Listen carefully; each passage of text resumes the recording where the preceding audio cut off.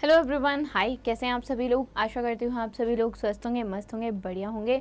और तैयारी तो बिल्कुल बढ़िया चल रही होगी सबकी, ठीक है। कुछ ही महीने हैं और एग्ज़ाम आने वाले हैं, ठीक है। तो पढ़ना भाई शुरू कर दो अब।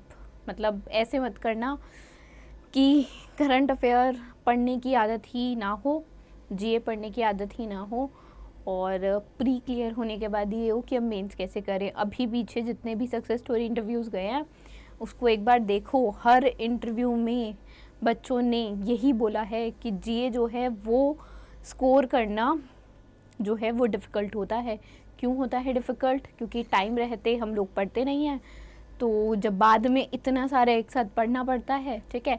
अभी अगर मैं आपसे किसी भी बैंक अगर नॉर्मली मैं पूछ लूँ कि पर्टिकुलर बैंक का टैगलाइन क्या है, या एमडी या सीईओ कौन है, या सीएमडी कौन है, या चेयरमैन कौन है, तो फंबल कर जाओगे। याद होगा फिर भी एक पॉइंट तक, एक लाइक कुछ सेकंड्स लोगे, कुछ मिनट लोगे सोचने में, ठीक है। तो जो चीज़ें याद हैं उसको बताने में भी जनरली इट्स नॉट अबाउट कि you, it's about me as well, ठीक है। हम जो डेली बेसिस पे चीज़ें पढ़ते हैं वो ज़्यादा बेहतर तरीके से याद रहती हैं रेदर देन जो हम कभी कभार पढ़ते हैं, है ना। एक बार याद करके रख लिया वो काफ़ी नहीं है। सारी चीज़ें आपको पता है, समझाना मेरा काम है, पढ़ना तो आपको ही पड़ेगा। तो चलो शुरू करते हैं पढ़ाई और देखते हैं आज के करंट अफेयर के कुछ टॉपिक्स। और उससे पहले देखते हैं डे, जो कि आज 7 मई, और 7 मई को वर्ल्ड एथलेटिक्स डे ऑब्ज़र्व किया जाता है। और ये जो है इंटरनेशनल एमेचर एथलेटिक फेडरेशन द्वारा 1912 में फाउंड किया गया था, 17 जुलाई 1912 में स्टॉकहोम स्वीडन में। एंड ये जो है वो गवर्निंग बॉडी है in the field of athletics, ठीक। आगे चलते हैं वर्ल्ड अस्थमा डे। अस्थमा, आपने बीमारी का नाम सुना होगा। इसका छोटा रूप जो होता है ब्रोंकाइटिस को भी कहते हैं। बेसिकली जो आपके लंग्स हैं, आप सांस नहीं ले पाते हो अस्थमा में, पंप्स यूज़ होते हैं। आपने बहुत मूवीज़ बहुत जगह देखा होगा, या अपने आस पड़ोस में भी अगर देखा होगा तो लोग पंप्स यूज़ करते हैं अस्थमा के, एज इन डेली। कई लोग तो डेली यूज़ में पंप यूज़ करते हैं, ठीक है। That is normal. कोई ऐसी बात नहीं है कि पंप यूज़ कर रहे हैं तो कुछ, nothing, it's normal. Now it is normal, and पहले भी नॉर्मल ही था। It is the way how you take something, ठीक है। तो वर्ल्ड अस्थमा डे जो है वो हर बारी 7 तारीख को नहीं मनाया जाता। वो जो पहला ट्यूसडे पड़ता है ना मई के महीने का, उस दिन मनाया जाता है, ठीक है। तो पहला ट्यूसडे अभी पड़ा है, that is on 7 May. And ये डे हम इसीलिए मनाते हैं क्योंकि बहुत सारी गलत बातें कह सकते हो, या बहुत सारी गलत फहमियाँ हैं कि एज इन साथ उठना बैठना नहीं चाहिए, या अब बहुत सारी चीज़ें। हाँ, I know many things are there, but अगर कोई बंदा नॉर्मल लाइक डेली बेसिस पे पंप यूज़ करे तो इट्स नॉर्मल, ठीक है। अस्थमा कंट्रोल किया जा सकता है, ठीक है। और अगर इन्फ्लेमेशन की बात करूँ तो ये क्रॉनिक इन्फ्लेमेशन जो ब्रोंकाइटिस की होती है, ठीक है। जैसे मैंने बोला इसका छोटा रूप ब्रोंकाइटिस भी होता है। ब्रोंकाइटिस इज़ समथिंग जब आप जो आपके एल्वियोली है उसमें जो डर्ट है, या उसमें जो उसके जो एयर सैक्स हैं वो कम्प्लीटली ब्लॉक हो जाते हैं, उसकी वजह से आप ब्रीद नहीं कर पाते हो, ठीक है। तो चेस्ट में इन्फ्लेशन, कफ, सांस ना आना, ब्रेथलेसनेस, या फिर जो चेस्ट टाइटनेस है, मतलब आपको ऐसे लगेगा कि जब आप सांस ले रहे हो तो प्रॉपर्ली नहीं ले पा रहे हो, या कुछ मतलब एज इट कंजस्टेड लगेगा कि कुछ अटक रहा है, ठीक है। ये इश्यूज़ होते हैं लोगों को, ठीक। चलो आगे चलते हैं और कुछ क्वेश्चंस देखते हैं। देखो पहला ही है, किस कंपनी ने which company will be the lead arm sponsor of USA cricket team in ICC men's T20 world cup 2024। कुछ टीम्स जो हैं अभी ऐड हुई हैं, 3 हैं, ठीक है। यूएसए उनमें से एक है। तो यूएसए और कनाडा जो होगा फर्स्ट मैच होगा उनका T20 अभी जो वर्ल्ड कप होगा 2024 का। एंड इनको स्पॉन्सर कौन कर रहा है?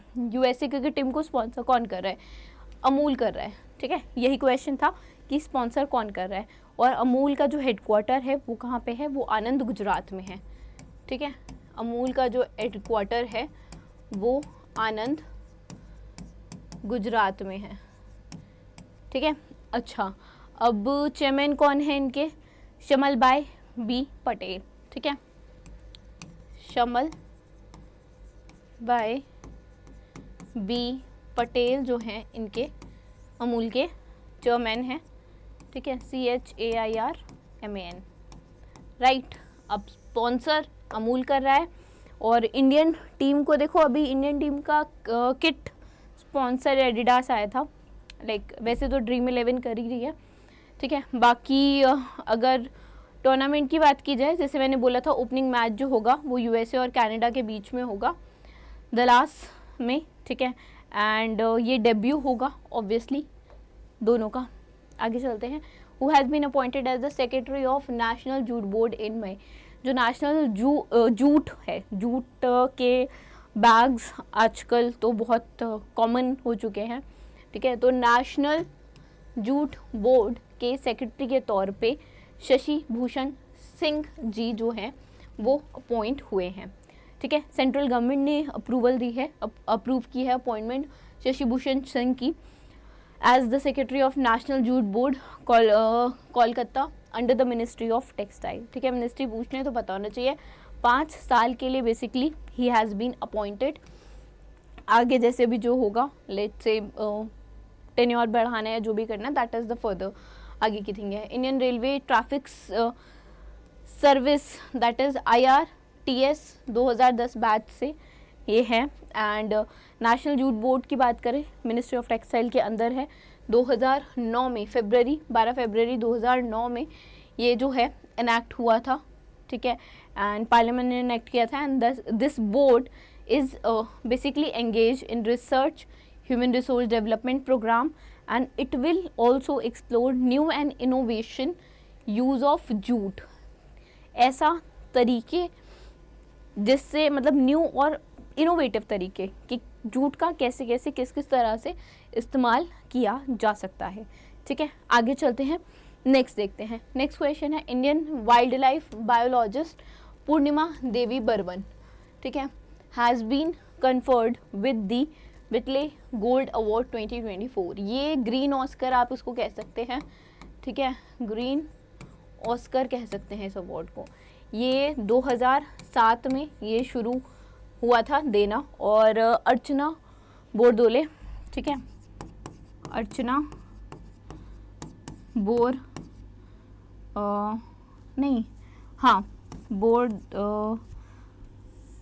बोरदोले है आई थिंक नाम, गोडबोले, सॉरी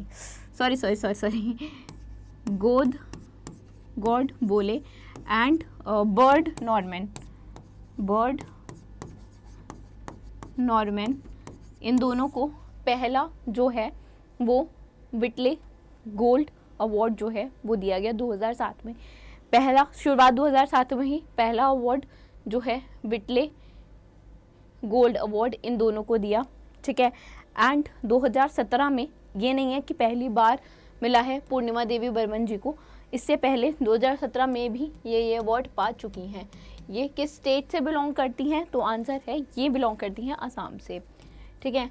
कितना पैसा दिया जाता है, 1 लाख यूरो, ठीक है, 1 लाख यूरोज जो हैं वो दिए जाते हैं। इसके बारे में देखिए थोड़ा सा, ठीक है। चलो, पूर्णिमा देवी बर्मन जी जो हैं वाइल्ड लाइफ बायोलॉजिस्ट हैं असम से। She has been honoured for her conservation effort. किसको कंजर्व करने के एफर्ट लगाए हैं इन्होंने, जो एंडेंजर्ड बर्ड है हरगीला, ठीक है। हरगीला बर्ड बेसिकली आप कह सकते हैं जो जहरीले सांप होते हैं उनको हंट करती है हरगीला बर्ड। खेतों में जो चूहे होते हैं जो फसल खराब करते हैं उनको हंट करती है, ठीक है, उनको पकड़ के शिकार करती है उनका, ठीक है। तो बहुत हेल्पफुल होती है, एंडेंजर्ड है, हेल्पफुल इन अ वे होती है, चोंच बड़ी होती है, ठीक है। तो मैंने यूजेस तो नहीं बोलूँगी, किस तरह से हेल्प करती है हमारी वो मैंने बता दिया आपको।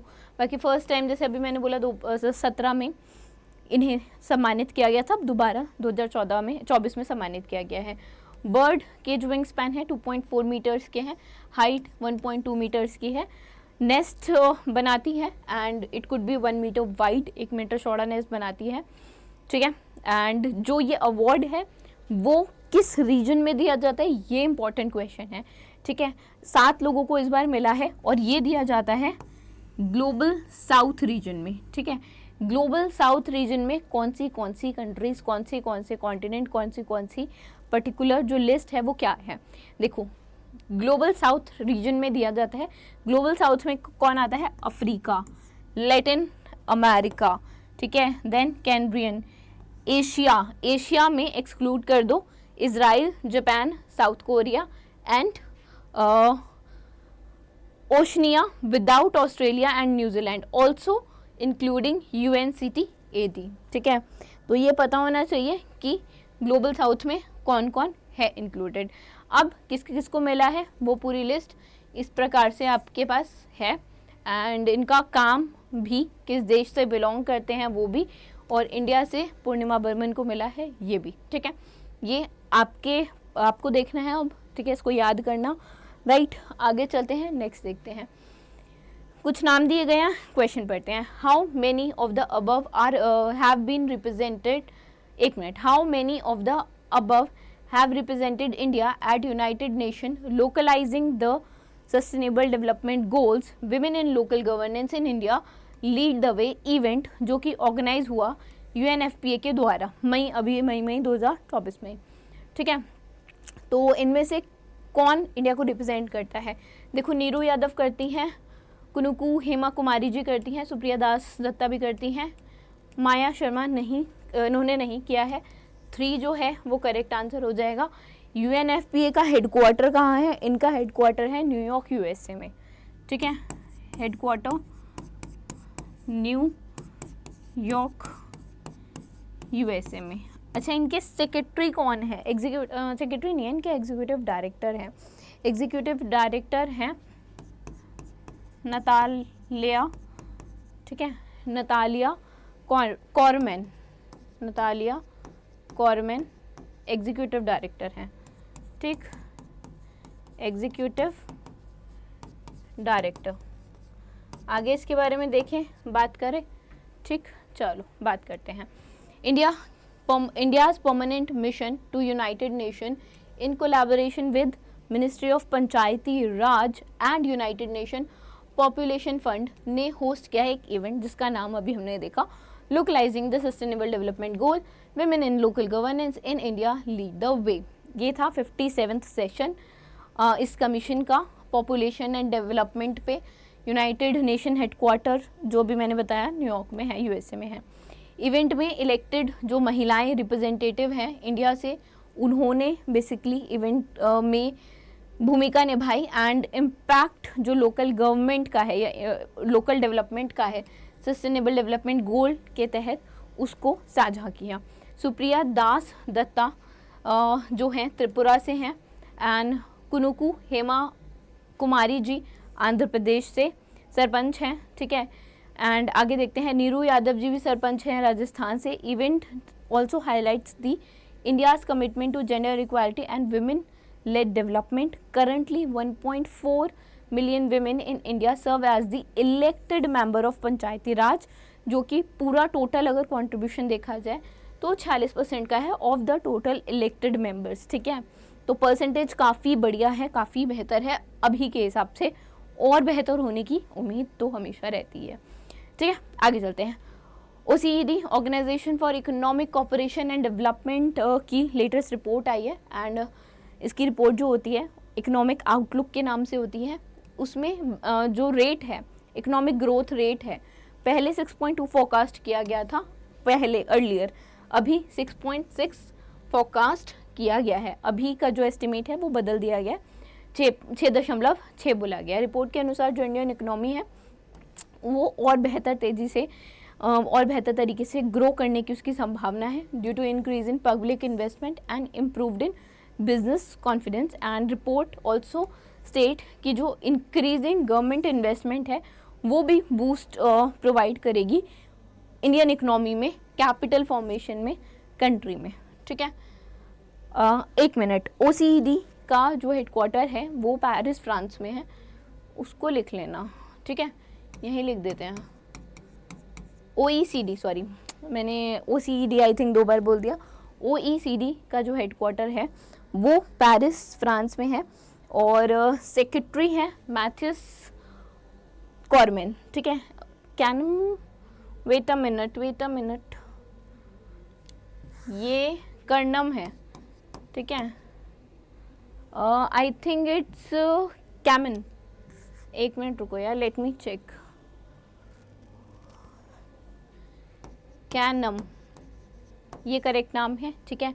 दोबारा से मैंने इस चीज़ को बता दिया, ये करेक्ट है, इसमें कोई डाउट नहीं है अब, ठीक। हाँ, ये है पेरिस फ्रांस, ठीक है। मैथ्यूस,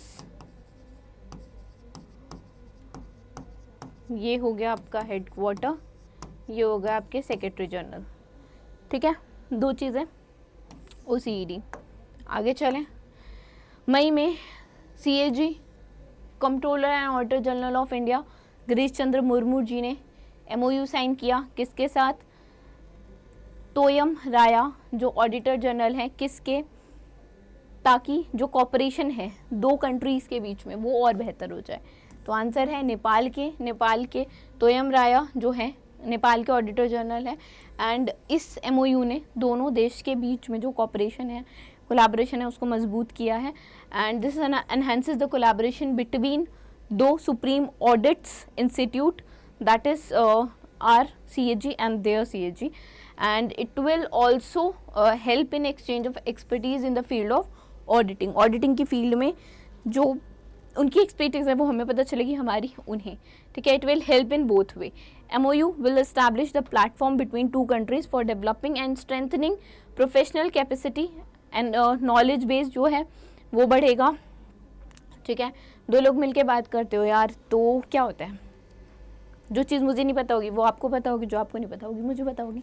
ऐसा कभी नहीं होता कि हर बंदे को हर चीज़ पता होती है, मुझे भी बहुत सारी चीज़ें नहीं पता, ठीक है। कोई भी इंसान को पूरी चीज़ कभी पता नहीं होती। मुझे कुछ आता होगा तो कुछ ऐसी चीज़ें भी होंगी जो मुझे नहीं आती होंगी, ठीक है। तो ऑब्वियसली कभी भी किसी को नॉलेज पर्सपेक्टिव से ये नहीं समझना चाहिए कि यार उसको वो नहीं आता। अरे उसको कुछ नहीं आता तो कुछ बेहतर आता होगा जो शायद आपको आता हो ना आता हो, ठीक है। पुष्प कमल दहल कौन है? नेपाल के PM है।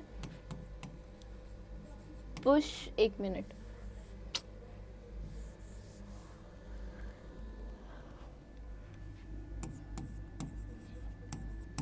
कमल दहल जो है वो PM है, ठीक है।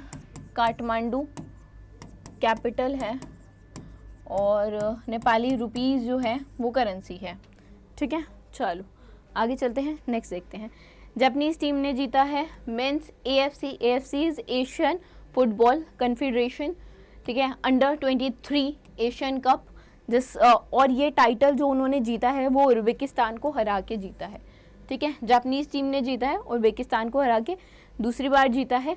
इससे पहले जो है जापानीज़ टीम ये टाइटल 2016 में जीत चुकी है एंड पेरिस ओलंपिक के लिए भी क्वालिफाई हो गई है आफ्टर विनिंग दिस। अवार्डीज़ की बात करें तो फेयर प्ले अवार्ड जो है उज़्बेकिस्तान को ही गया है। Goalkeeper of the tournament Nematov Uzbekistan. जो top goal scorer of the tournament है अली जासिम इराक के। Most valuable player of the tournament Fujita Japan के। एंड मेंस AFC अंडर-23 जो है वो हर 2 साल में ऑर्गेनाइज होता है। आगे चलते हैं, इंडिया और किस कंट्री ने एग्री किया है कि जो लोकल करेंसी सेटलमेंट एग्रीमेंट है वो रखेंगे, और इससे क्या होगा ना, दोनों कंट्रीज़ के बीच का जो करेंसी सेटलमेंट प्रोसेस है वो बहुत ही स्मूथ हो जाएगा। तो ये इंडिया ने नाइजीरिया के साथ ऐसा सोचा है। नाइजीरिया की जो कैपिटल है वो अबूज है। कैपिटल की बात करें तो अबूजा है, ठीक है। नायरा इनकी करेंसी है, नाइजीरियन नायरा, ठीक है। नाइजीरियन नायरा जो है करेंसी है, ठीक है। एंड हमेशा ये चीज़ होती है। अच्छा, बोला अहमद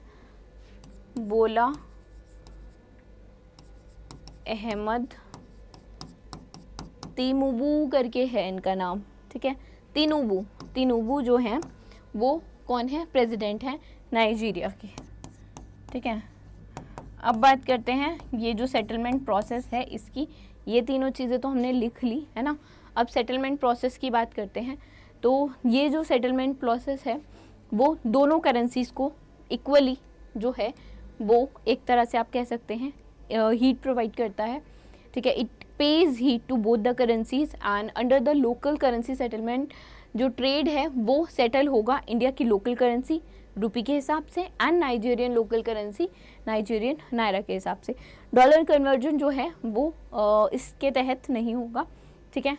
लोकल जो करेंसी सेटलमेंट है वो लोकल इंडिया का रुपी के हिसाब से, इनका नाइजीरियन जो भी होगा इसके हिसाब से होगा। ये डिसाइड हुआ है सेकंड सेशन जो हुआ है India Nigerian joint trade committee जो अबूजा नाइजीरिया में हुई, उसके तहत लोकल करेंसी सिस्टम जो है उसका मतलब होता है दोनों कंट्रीज़ के बीच में, ठीक है, जो भी करेंसीज़ हैं, जो भी रिस्पेक्टिव करेंसीज़ हैं उन्हीं के जुरिस्डिक्शन में उन्हीं करेंसी के तहत जो है वो ट्रेड हो। नाइजीरिया जो है वो सेकंड लार्जेस्ट ट्रेडिंग पार्टनर है इंडिया का अफ्रीकन रीजन में एंड बायलैटरल ट्रेड जो है इंडिया नाइजीरिया में वो कम देखा गया था 2022-23 से 11.8 था और अभी 23-24 में ये 7.89 US डॉलर हुआ, ठीक है। आगे चलते हैं। Appointment committee of cabinet, ACC ने अप्रूव किया है अपॉइंटमेंट, किसकी अपॉइंटमेंट अप्रूव की है as the president of GST appellate tribunal for the 4 year. Sanjay Kumar Mishra ji की अपॉइंटमेंट जो है 4 साल के लिए as the president of GST-80, ठीक है, ये बने हैं प्रेसिडेंट GST-80 के 4 साल के लिए। कौन? संजय कुमार मिश्रा जी। GST-80 that is goods and services tax appellate tribunal जो है वो सेकंड एपिलिएट अथॉरिटी है। फर्स्ट जो अथॉरिटी है उसका नाम FAA है, that is first appellate authority, इसका नाम ही फर्स्ट एपिलिएट अथॉरिटी है। सेकंड जो हो गई वो आपकी GST-80 हो गई, ठीक है। चलो आगे चलते हैं।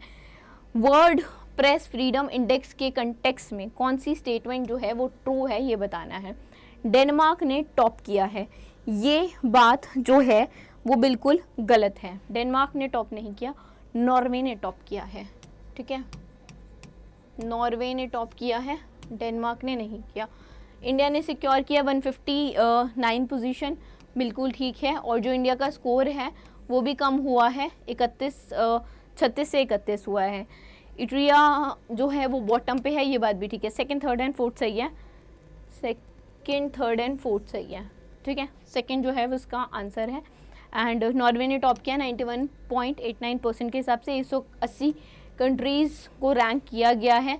नॉर्वे के बाद डेनमार्क है, डेनमार्क का स्कोर 89.6% है। देन स्वीडन है थर्ड पे 88.32% के साथ, 16 स्कोर के साथ, not percent, it's score 89.6 score है, 91.89 स्कोर है। 16.64 स्कोर के साथ इरिट्रिया जो है वो लास्ट पे है। एंड इंडिया का आपने देखा ही 159 है 2024 में। वर्ल्ड प्रेस फ्रीडम इंडेक्स जो है वो annually reporters without borders publish करता है, पब्लिश होता है ये इंडेक्स किसके द्वारा? रिपोर्टर्स विदाउट बॉर्डर्स के द्वारा। एंड हर साल बेसिकली ये 2002 से पब्लिश हो रहा है। 2 क्वेश्चन बन सकते हैं, एक तो किसके द्वारा पब्लिश होता है वो रिपोर्टर्स विदाउट बॉर्डर्स के द्वारा, दूसरा कब से पब्लिश हो रहा है 2002 से।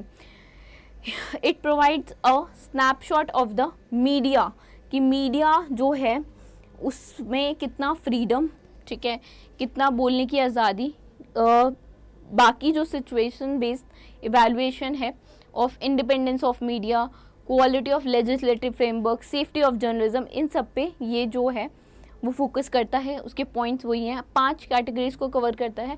पॉलिटिकल कंटेक्स्ट को, लीगल फ्रेमवर्क को, इकोनॉमिक कंटेक्स्ट को, सोशल कल्चरल कंटेक्स्ट को और सिक्योरिटी को। ये कंटेक्स्ट भी कि किन 5 ये जो इंडेक्स है वो किन 5 कैटेगरीज को कंसीडर करता है वो भी याद रखना, ठीक है।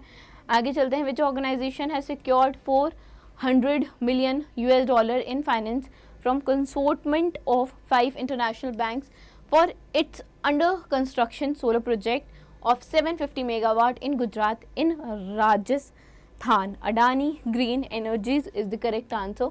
Because energy Adani green energy ने बेसिकली $400 मिलियन की they have secured it in financing from a consortium of 5 banks. 5 banks कौन से हैं? Rabobank, UA, DBS bank limited, Intesa, Sanpaolo, SpA, MUFG bank limited, Sumitomo Mitsui bank corporation. ठीक है. One of the project जो है वो राजस्थान में develop होगा 500 मेगावाट कैपेसिटी के साथ. Long term purchase agreement, it has a long term purchase agreement with Solar Energy Corporation of India. And अगर बात करें सेकेंड वन की तो 250 मेगावाट कैपेसिटी का होगा, स्टैंड लोन होगा and it will be in Khavda Gujarat. Right. अगर अडानी ग्रुप की बात करें तो अहमदाबाद में ही, गुजरात में ही मतलब इनका हेडक्वार्टर है. अमित सिंह जो हैं वो इसके सीईओ है. ठीक है, यही लिख लें, गुजरात में ही हेडक्वार्टर है. अहमदाबाद गुजरात में हेडक्वार्टर है. अमित सिंह जो हैं वो सीईओ हैं. ठीक है, अडानी ग्रुप के, अडानी ग्रीन एनर्जी लिमिटेड के, सॉरी नॉट ग्रुप के, अडानी ग्रीन एनर्जी लिमिटेड के. यूनिसेफ इंडिया ने अपॉइंट किया है किसे as a new national ambassador in May. ये पहले भी अपॉइंट हो चुकी हैं. ठीक है, as a celebrity basically advocate, celebrity advocate ये अपॉइंट हो चुकी हैं. ठीक है, अभी ये अपॉइंट हुई हैं as the ambassador. That is the name is Kareena Kapoor Khan. ठीक है, करीना कपूर खान जो हैं वो यूनिसेफ इंडिया की ब्रांड एम्बेसडर के तौर पे नियुक्त हुई हैं, अपॉइंट हुई हैं. 2014 से एसोसिएट के तौर पे काम कर रही हैं एंड सेलिब्रिटी एडवोकेट अपॉइंट हो चुकी हैं इससे पहले. और पहली बार हुआ है कि जब यूथ एडवोकेट, पहली बार ऐसा हुआ है कि यूथ एडवोकेट भी अपॉइंट हुए हैं. 4 यूथ एडवोकेट हैं, गनुषी शर्मा, कार्तिक वर्मा, नहीद आफरीन एंड विनीशा उमाशंकर. ये 4 नाम याद रखना इम्पॉर्टेंट है.